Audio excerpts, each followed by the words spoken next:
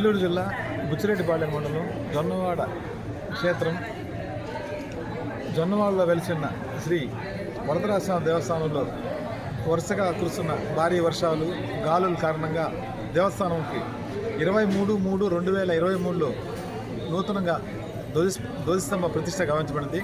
ఆ ధ్వజస్తంభం ఈ వానలు గాలులకు గాను రాత్రి పైన మేఘనాల దగ్గర విరిగి ఆ మండపం మీద పడడం జరిగింది.